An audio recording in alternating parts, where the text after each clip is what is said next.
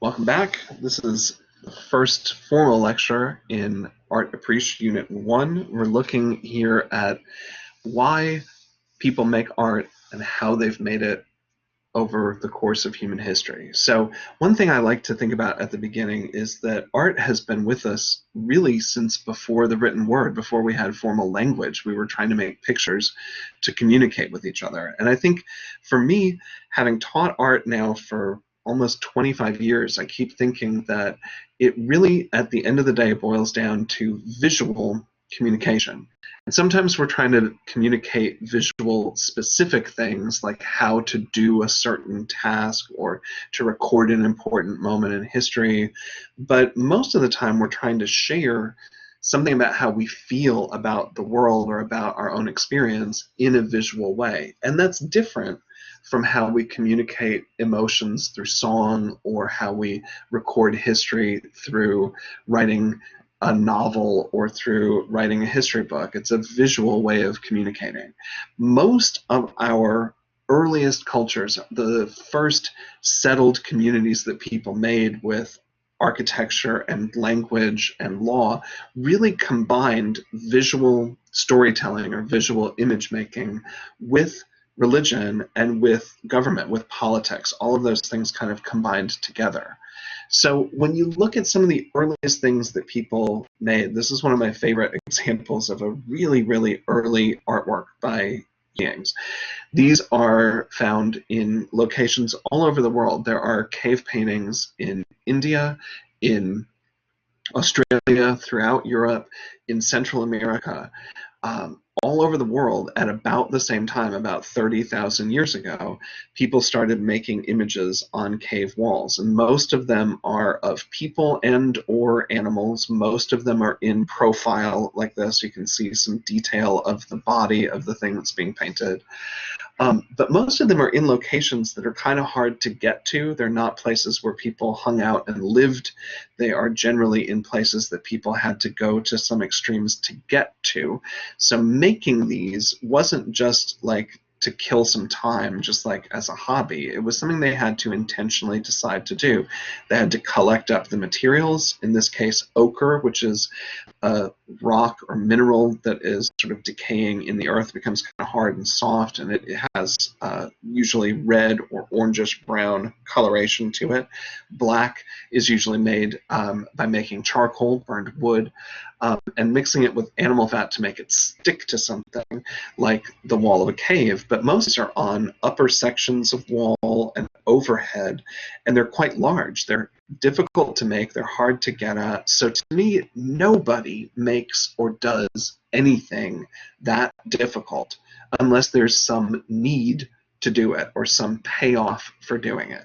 It is like thinking about going to do your job. If you weren't getting a paycheck, you might not show up, right? There's a reason why you do it. You make effort and you get a reward for it. So to me, the effort that's required to make these is pretty extreme. So it makes me wonder what the reward is. What's the payoff? It's got to have something to do with communication out ideas. So it shows something about the experience people had of seeing animals and people in the real world.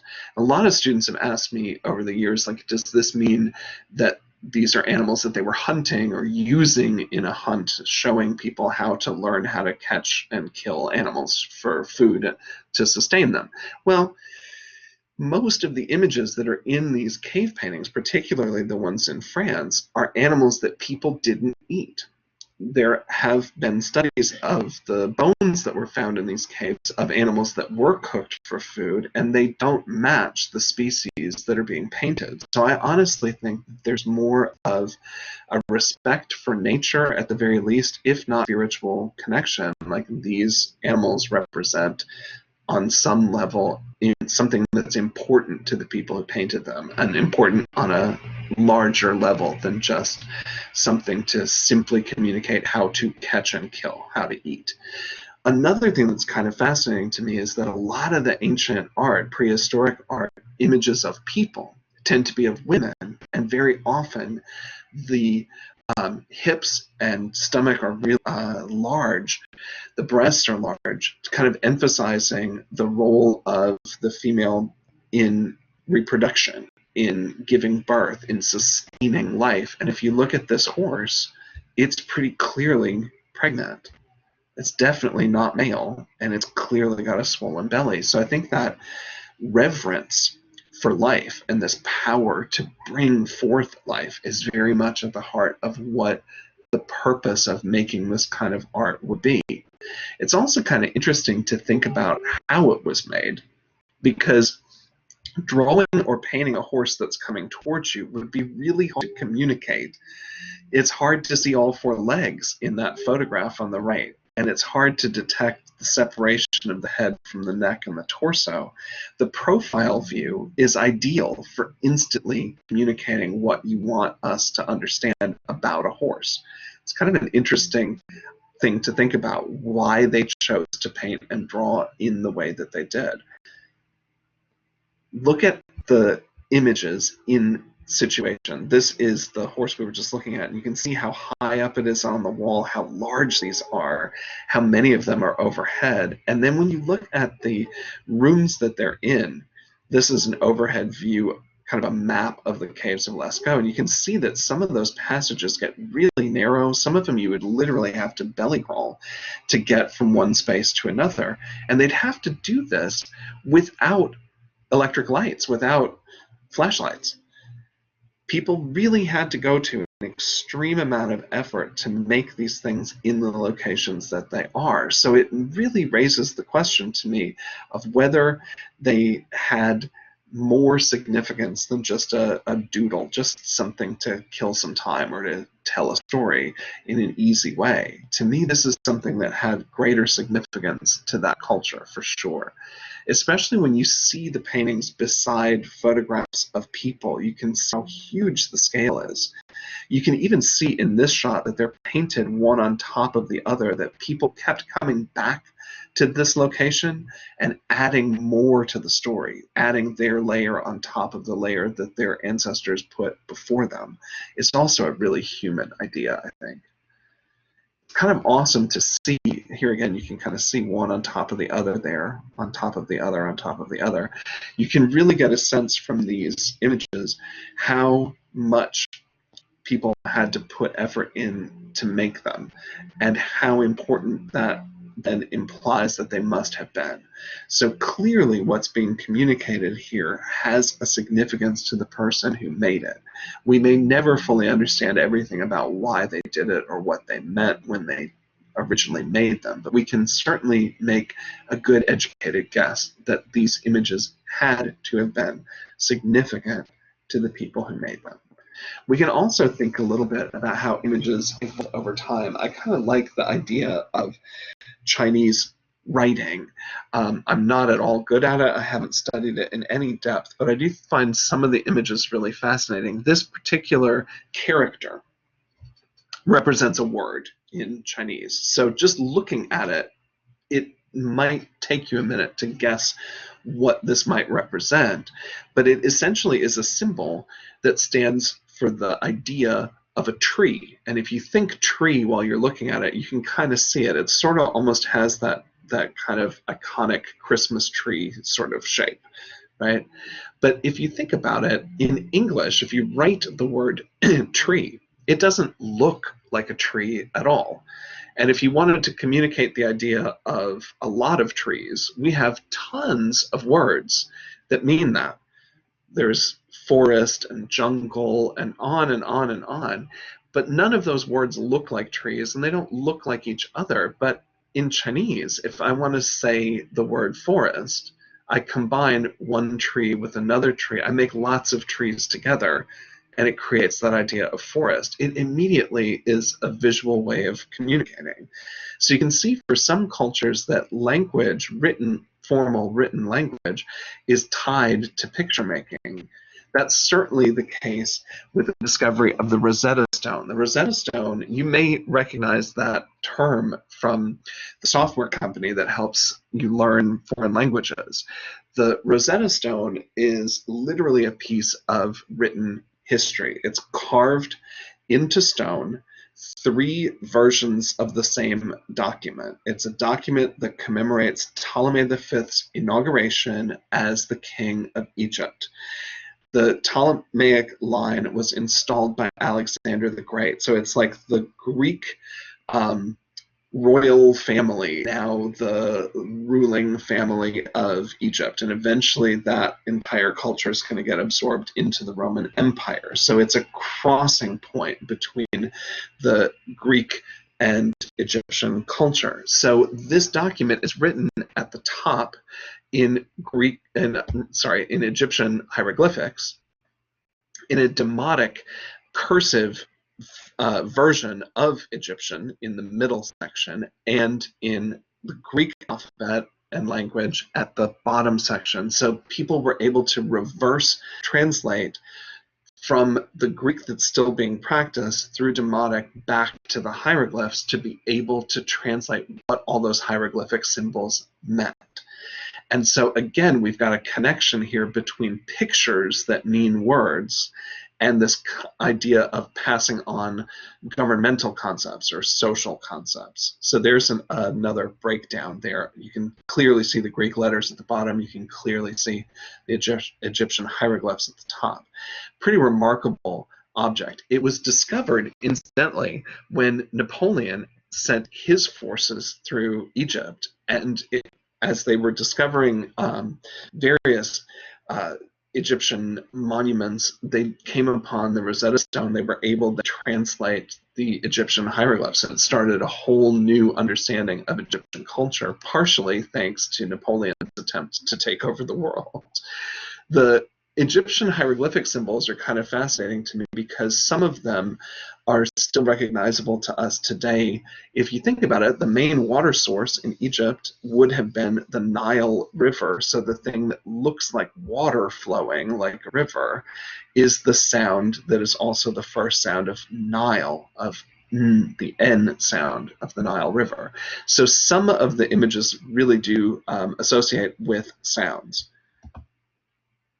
You definitely can see a connection between language writing and image making, religion, and politics in this object. This is known as the stele of Hammurabi. A stele is usually a low relief carving on a flat stone that usually is kind of a freestanding, not quite a monolith, but almost like a monument.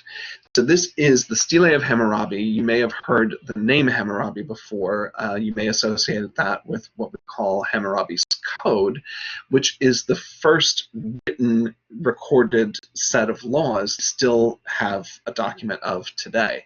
So Hammurabi's law code is maybe familiar to you from religious studies. You may have heard of the idea of an eye for an eye. That's very much how Hammurabi's laws are written. They tell you a crime and then a punishment for that crime that is more or less equivalent to the crime that you committed. The laws themselves are written here. You can see the carvings running this way. And then above that is a carved image of the king. Now, when I first saw this as a student, I assumed that Hammurabi, the king, was the guy on the throne. But who would be more powerful than a king? Well, the only one more powerful than a king would have to be a god. So in fact, this is Hammurabi, and this is his god, the sun god Shamash. And Shamash is actually handing him a scepter, which would be his symbol of his right to rule as a king. So literally, this object that tells you the law of the land is showing you that that law is being passed to you by a ruler who has been given the power to rule from a god. That's kind of amazing, isn't it? So we want to think a little bit about what artists do for society. That's what these roles of the artist are. We talk about some basic ones. We could certainly expand the list, but what we tried to do here was to boil them down to 4 really core things that an artist can do for a society. 1, to record the world, to show us what the world looks like. 2, to help express forms of ideas or feelings.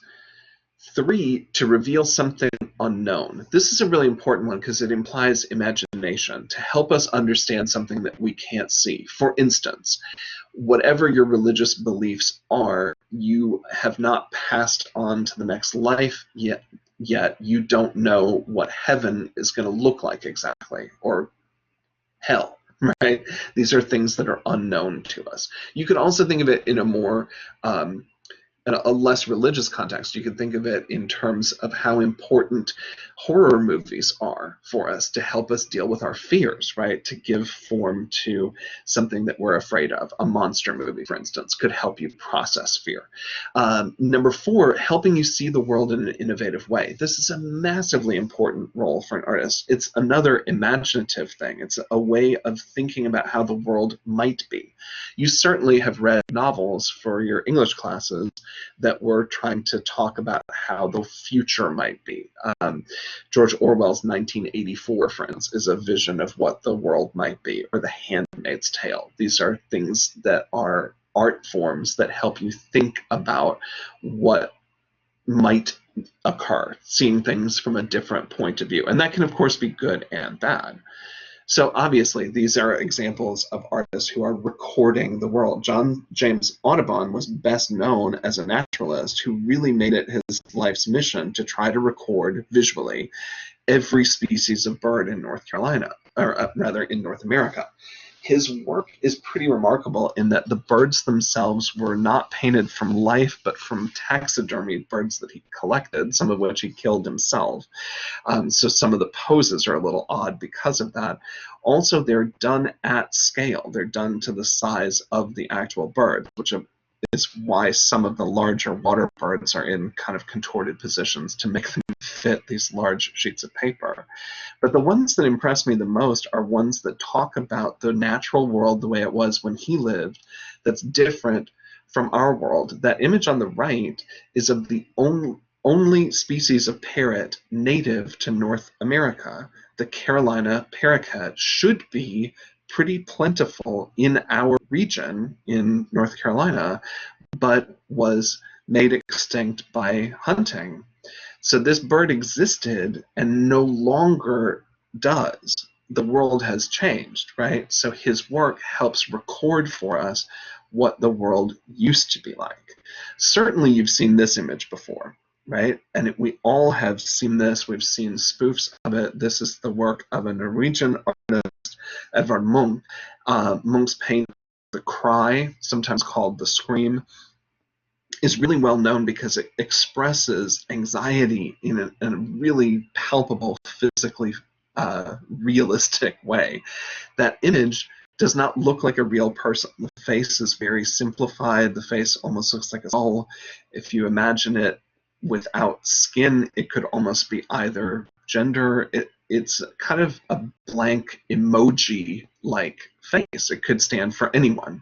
And that's, I think, what makes this so powerful. It's very easy to kind of put yourself into it, to imagine yourself in this scenario.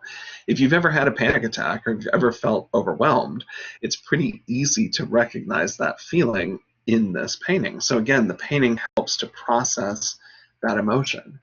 How about Revealing the Unknown? This is an awesome painting by a Renaissance painter, Hieronymus Bosch. And Bosch created this painting for a chapel. It's for a just building. It's a chapel, in fact, that was going to be used by the royal family of Burgundy. So what you're seeing here is the altarpiece closed.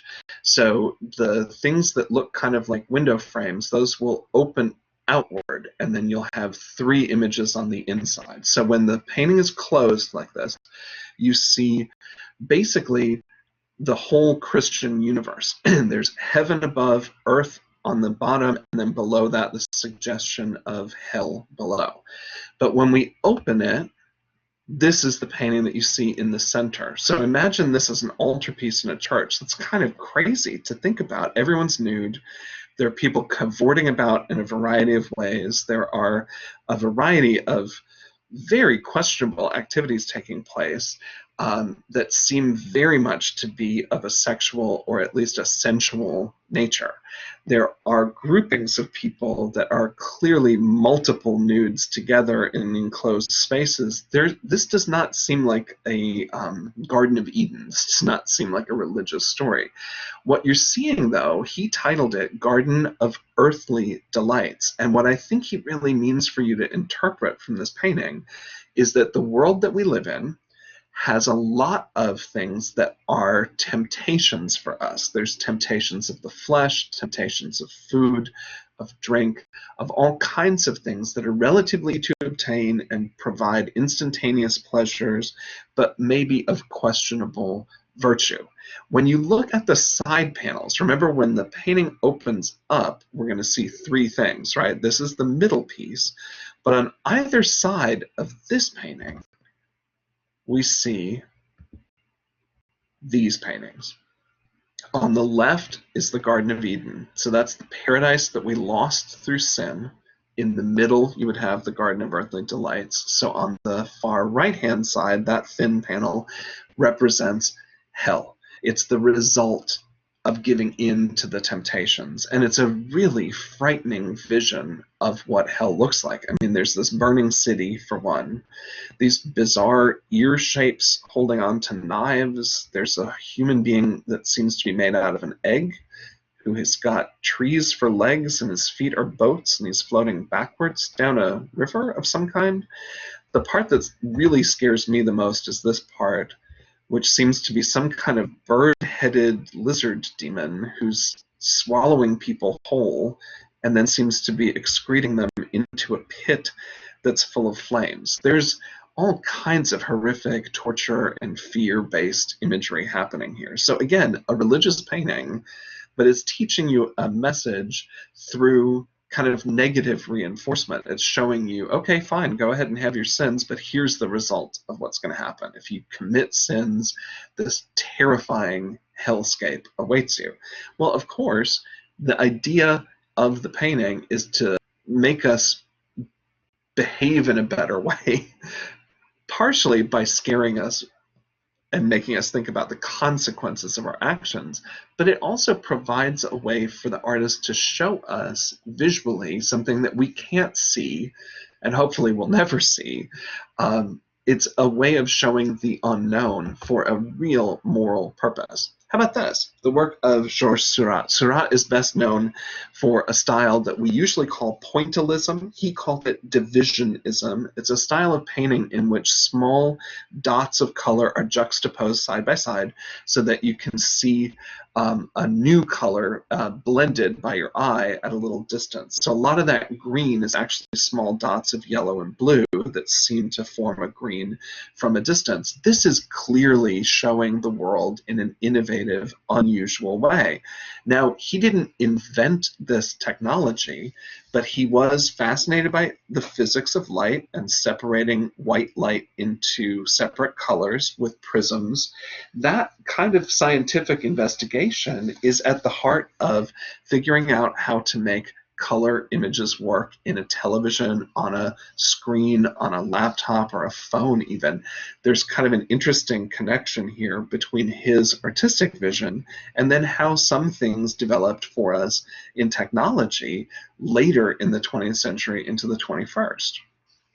A couple things to remember about art in general. Remember that all art is artificial. It's not the real world, but it is made intentionally, and that what you're seeing is the result of an artist's plan, an artist's intent to make something.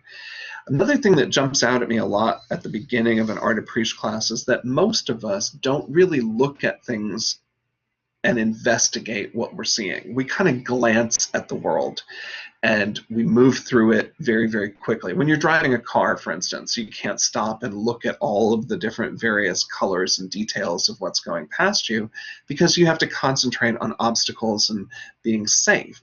When you look at a piece of art, though, it gives you an opportunity to slow down, to stop, and to really investigate the world, and it can help expand how you think about the world around you. This is a great piece for doing that. It's the work of a surrealist painter, same style as Salvador Dali, This is the work of Rene Magritte, and the painting's title is The Treachery of Images. We also think of it sometimes as this is not a pipe, because that's what it says in French underneath that image. Well, when you look at it, the only thing you can think is pipe. It immediately looks like that thing, and it looks like a very realistic or naturalistic rendering of that type of thing.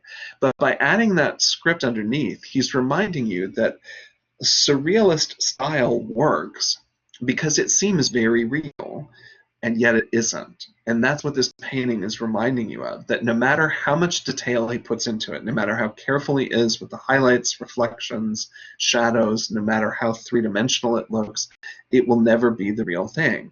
So the image is treacherous, right? The image is not the reality. He's making you think about that topic without giving you the real object to hold in your hand. You could also look at this painting from that same kind of point of view. It isn't really a flag, it's a painting or several panels, paintings of flags. This is a really interesting one for interpretation. I think it depends on the mood that you're in or the way you're feeling when you first see it. Obviously, the painting is somewhat three-dimensional. There's 3 panels. They come closer to you off the wall, but they do get closer as the one that's closest to you is clearly the smallest. So it's interesting to ask people what their response is to this. Some people feel really uplifted by it, like the country is represented by the flag and it's coming towards you. They find that very welcoming. Other people have told me that they feel like the flag is shrinking, like the country is getting smaller and restricted in some way. So I think you could almost read this painting in any direction that you wanted to. And I think that the artist who made it would really like that. I think Jasper Johns, the painter who made this piece, would love the idea that you could use the painting to express your own feelings, whatever they might be at that moment, or how you're feeling about the country at any given time, and still the painting would support almost any viewpoint. It's kind of interesting. Misconceptions about art. A lot of times people will think that art has to be pretty to be good, that all art must be beautiful. These are really not beautiful images, but they're done by one of the best artists in the history of the world. These are drawings by Leonardo da Vinci. And he and many other artists in the Renaissance believed that to truly understand beauty, you had to understand its opposite. You had to understand ugliness in order to access your ability to understand beauty. These images are clearly very disturbing, and they're made by an artist who lived through a very, very difficult time period. Francisco de Goya was a painter who lived in Spain at the time that Napoleon's forces took over and invaded Spain, controlled Spain for over a decade, and they put any rebellion down by really murdering and publicly displaying the bodies of those who had risen up against the French invaders. And so Goya made these prints of mutilated corpses of his countrymen as a protest to what was happening, to remind people of the horrors of war and the inhumanity that it can bring about. As he aged, Goya became deaf, and it really further isolated him from other people. So even after Spain regained its freedom, he ended up living more or less in isolation. And so the painting that you see at the right, which is very gruesome, he actually painted on the wall in his own home, in his dining room. There's a whole series that he called the black paintings that are of these very disturbing images he lived with in his home. I think partially because he had lived through such horror during the occupation, during the war with France, that he saw life in a very dark and disturbed way. The image that is on the left, or on the right rather, is a painting of a classical myth. The story of Zeus, the king of the gods, has a precedent. Before Zeus came to power, his father controlled the universe, and his father had been given a prophecy that one of his sons would rise up against him and destroy him. So instead of accepting the prophecy, he decided he could live forever if he killed all of his sons. So he ate his children as they were born. Well, eventually his mother, Zeus's mother, gets sick of this, and she hides Zeus, gives the father something else to eat, like a big rock or something, and he's fooled by that. Eventually Zeus grows up, comes into his own power, comes back, fights Dad, kills him, and because his siblings are all gods, they're immortal, they emerge from his father's corpse, everything's happy, and they go on to rule on Mount Olympus, and all is well. But notice the part of the story that Goya is telling you. He's not telling you that everything's good part.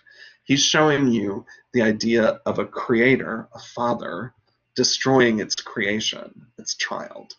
He's really showing you how brutal the world can be, that you can exist in a world that is uncaring and unfeeling, that is against you, that the very thing that makes you could also be the thing that takes you apart. It's definitely art. But again, I said in the first lecture, there's some art I wouldn't want to hang on my wall. I don't want that in my bedroom. I think it's a great painting. I don't necessarily want to live with it. So there's a difference between appreciating, right, and being in love with and wanting to live with a piece of art. Another big misconception is that great art can only be made by artists who are great, that it takes something special, that only super perfect professionals can make great art. Well, here's an amazing thing that was made by someone with no art training whatsoever that is now a national landmark. This was made by Simon Rodia in LA. These are known as the Watts Towers. It took him a couple decades to complete. He had no training as an architect or an artist. He made all of these amazing things out of found objects pretty much single-handedly, and this site is now a protected historic landmark. He wanted the people of his neighborhood to have some pride in their town, in the place where they lived, and that's really what this piece achieves. It's kind of cool when you see where it's situated. It occupies this little triangular area of land, and it really fills that with this miraculously inventive, imaginative, whimsical kind of creation. It's really cool.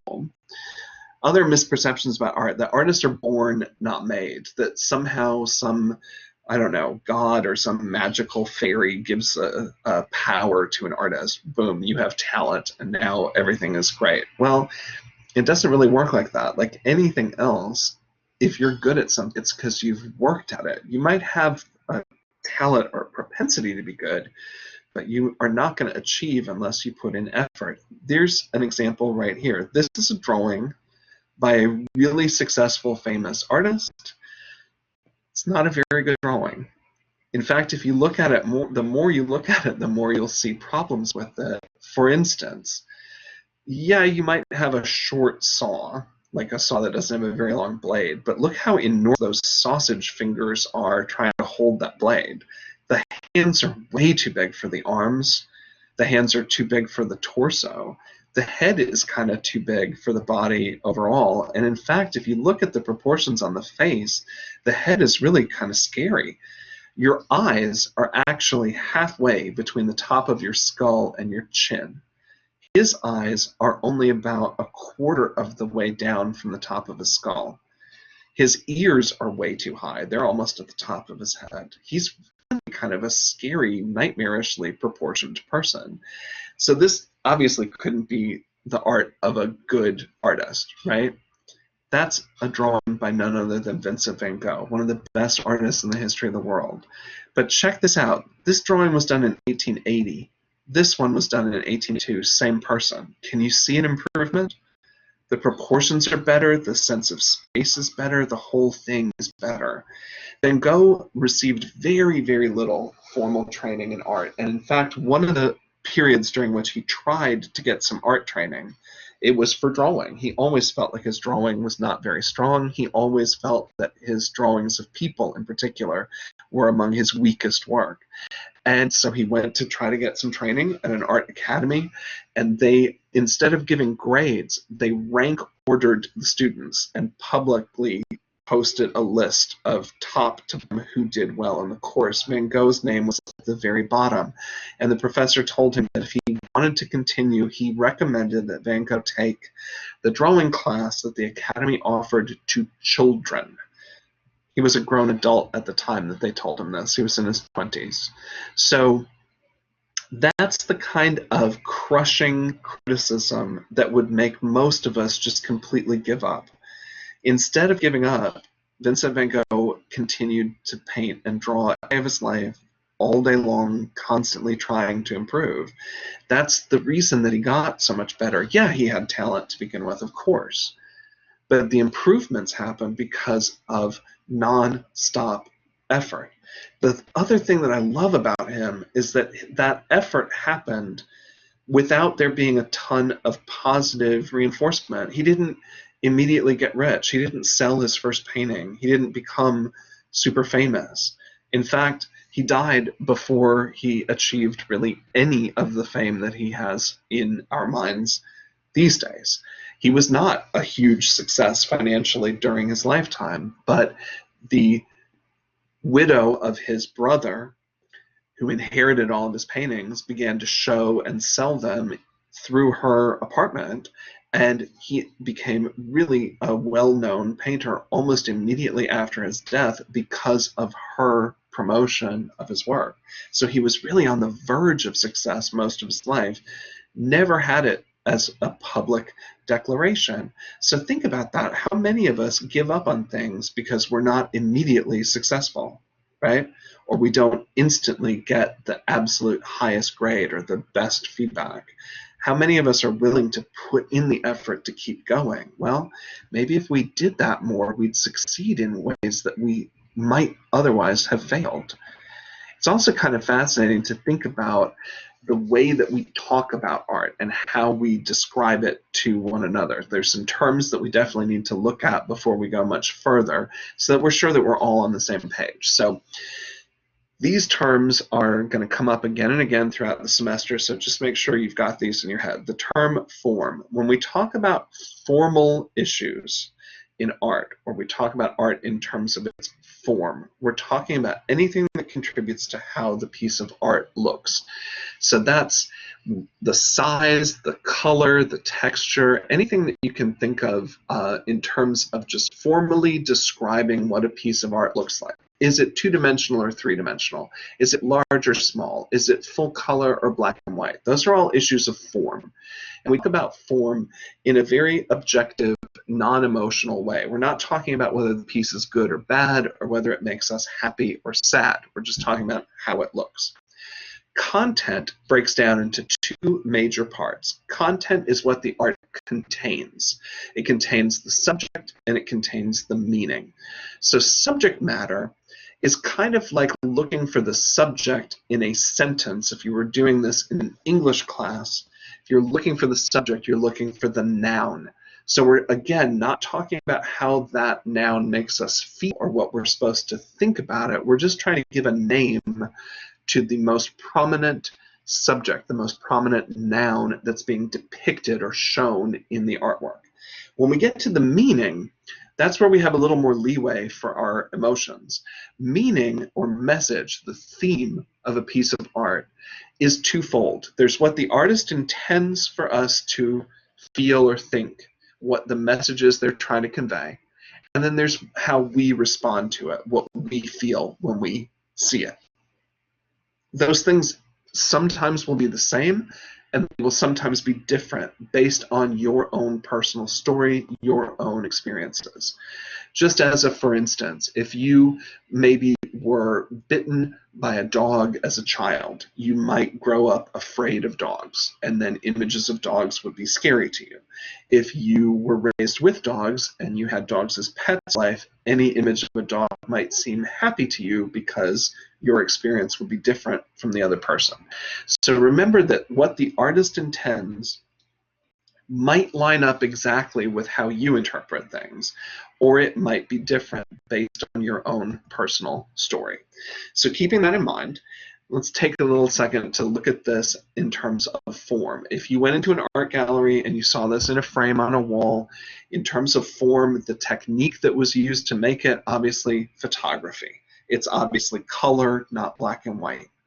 In terms of subject, the main noun, we're people. We're going to gravitate immediately to images of people as our main subject. We're going to think of that as most important, and then animal probably second. So subject, kid, dog.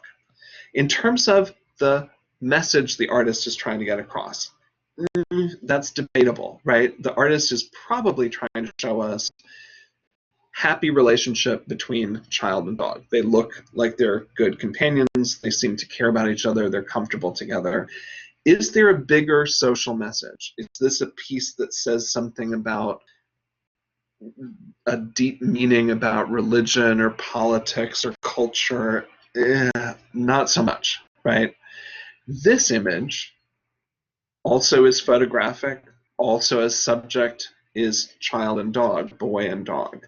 But when we get to the content, it really becomes very different. Obviously, it's different in that it's black and white and not color. Obviously, it's different in that it's not a traditional photograph, it's a still from a video. But in terms of the meaning, that's where the real difference lies. If you're familiar with American popular culture of the 20th century, you almost immediately are going to recognize Timmy and Lassie.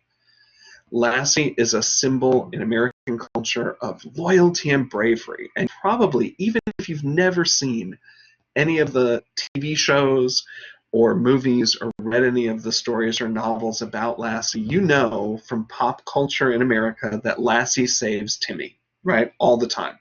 From a barn that's on fire or from falling down a well or whatever, right? Timmy's always in trouble, Lassie always saves him.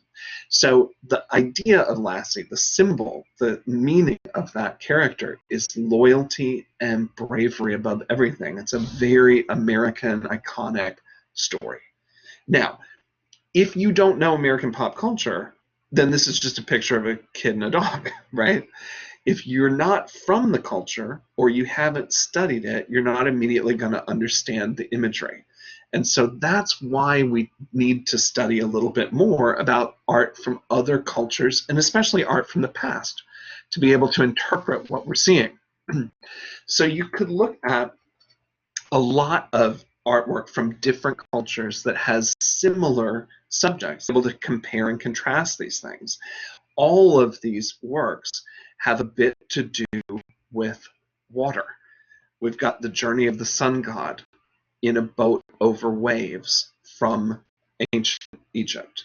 You've got Niagara Falls by the Romantic era American painter Frederick Edwin Church, and an abstract image by assemblage American mid-century sculptor Louise Nevelson, made of wood and painted and unified by a single color of white, called White Vertical Water. It has the rhythm and movement maybe of a waterfall. Very different approaches to a similar subject.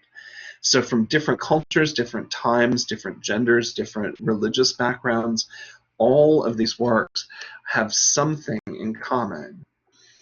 The last things we want to think about are the ideas of iconography, and then some important issues for us about the differences between representation, non-objective, naturalistic, and abstract.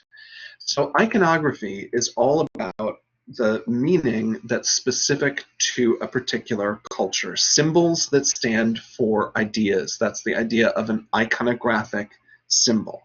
So this painting, at first glance, looks like a kind of strange man and woman in a bedroom, and she seems to be very clearly pregnant. What is actually happening is a wedding ceremony. And during the Renaissance in Burgundy, which is the region sort of between France and Germany at the time, it's mostly France now, but the Duchy of Burgundy, the law for getting married was that as long as the husband and wife said certain promises to one another in front of witnesses, they were married. They didn't have to have a priest, they didn't have to have an officiant, they did not have to do this in a church or even in a government building. So the wedding's taking place in their home. She's not pregnant, she's holding up a huge amount of fabric. Look at how long the dress is at the back. And you can see she's really bundled up a lot of that fabric in the front. That's to suggest that she will become pregnant. The dress is green instead of white because green is the color of spring and fertility, right? That's a symbol, an iconographic symbol that you wouldn't get if you weren't from this culture or you hadn't studied this culture. It goes even further, though. They've taken their shoes off, in this case wooden shoes, but that's to show deference to God, to show that they're in the presence of God. That's also represented here. They obviously have enough money to have a candle in every one of those candle holders in the candelabra, but there's only one. That single candle is an iconographic symbol for the presence of God.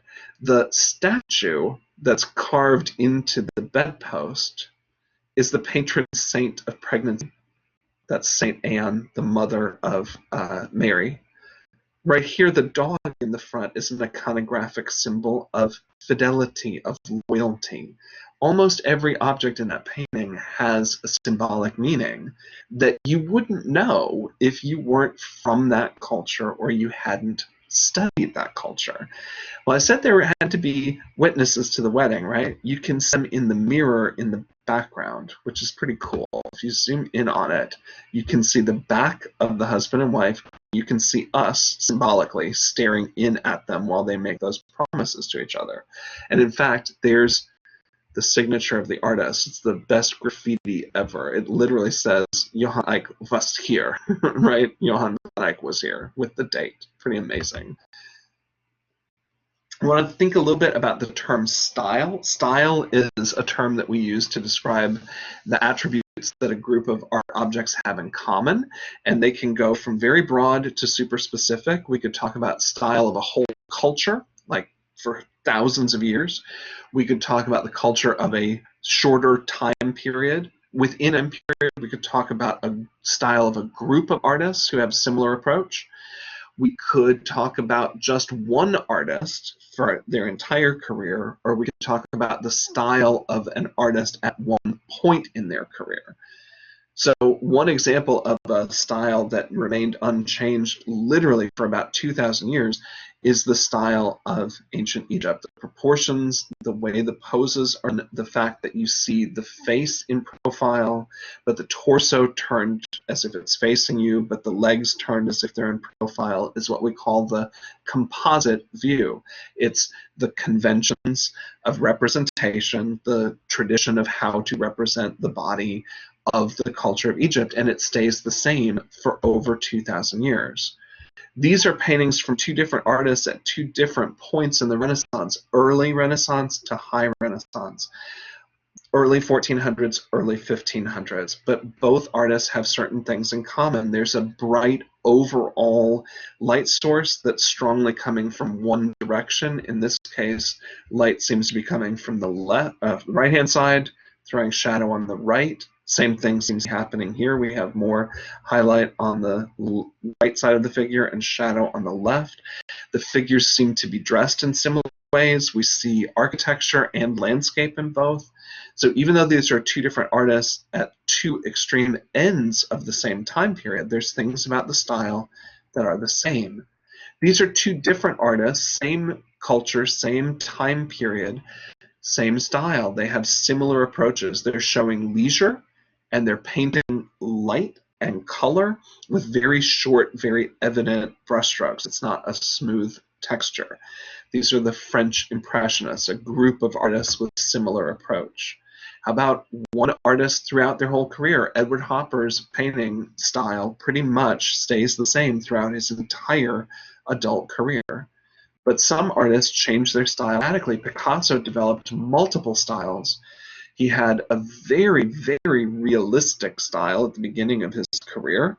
He then moved into a kind of Parisian style that was followed by the Blue period, the Rose period, two phases of Cubism, the analytical and the synthetic Cubist phase. Then there's what we sometimes call his classical phase during the 1920s, Surrealism, Neo-Expressionism. There's at least 9 major shifts in Picasso's career from the late 1800s into the 1970s. It's kind of remarkable to think about how many different things he tried over the course of his lifetime. Some other terms that throw us off are terms like representational. Representational art means that it is artwork that has an image that we can recognize as something from the real world. Now, that doesn't mean always that it's absolutely 100% photographically realistic, and that's what you're seeing here. On the left is a painting, on the right is a drawing. Both of them represent a human male face in close-up. Both of the men seem to have pretty curly, wild hair, but only one of them looks the way people you think look in the real world. The one on the left looks more like a photograph. The one on the right looks far more like a cartoon. Even though they're different in those ways, they are both classified as representational because they represent something we can agree on very easily from the real world. The images on the left definitely still represent people, but wow, very different, right? The images on the right look more like people the way we expect them to look. So what you're seeing here is a term that I sometimes try to avoid. We sometimes use the word realistic, meaning that it looks like the real world. I like to try to use the term naturalistic instead, because there is a style of French painting called realism, France in the 1850s. In order to make sure that I'm not confusing anybody, I try to say naturalistic instead of realistic as frequently as possible. So the image on the left has been changed from the real world. People generally aren't blue and yellow. We don't usually have big geometric shapes instead of shadows on our bodies. So you can see that the colors have been enhanced. Details have been limited, some things have been removed, some have been exaggerated, some have been simplified. That image is less naturalistic than the images on the right. The more it looks like a photograph of the real world, the more naturalistic it is. We could also sub in the word abstract for those things that have been changed. So the image on the left looks the way you expect the world to look. That is less abstract, more naturalistic. The on the right is obviously meant to look like a person, but again has been altered, exaggerated, simplified, changed, things deleted, things over the top in terms of intense color and strange changes in size and proportion. That image is more abstract. Most of the time, when we say abstract, we mean this: art where there isn't a subject that's recognizable. We just see lines, shapes, color, textures. The proper term for that, really, instead of abstract, would be non-objective. There's no subject. So things that are abstracted from something. You can still kind of tell what it's meant to be, but it's been changed. When you see things where there is no subject, where it's not trying to depict or represent something from the real world, that work would then be classified as non-objective. So you can think of all of those as being kind of points along a sliding scale. Most of the art that you're going to see this semester and in life in general is going to be on this representational side of the further it is to the left, the more naturalistic the art is going to be. The closer it is to this middle section, the more abstract, less naturalistic. But once we cross this border, you suddenly have work that no longer is trying to represent something from the real world. That becomes fully non-objective. You definitely can analyze work in a variety of different ways. You could take a look at artwork and analyze it in terms of pure form. Formal analysis, your textbook will go into detail about formal analysis, is the analysis of art from the point of view of the formal visual issues. Line, form, shape, mass, volume, space, color, value, texture, time, motion, as well as the design principles of balance, emphasis, focal point, contrast, proportion, scale, pattern, rhythm, unity, variety. We could analyze this work and only talk about formal issues. That's absolutely possible. You could talk about the contrast between the organic shapes in the water and the geometric shapes in the tiles, between the blue colors in the foreground and the green colors in the background. Those are formal issues. We certainly can talk about stylistic analysis. We could emphasize how styles are different from one artist to another, how certain artists share certain similar ideas.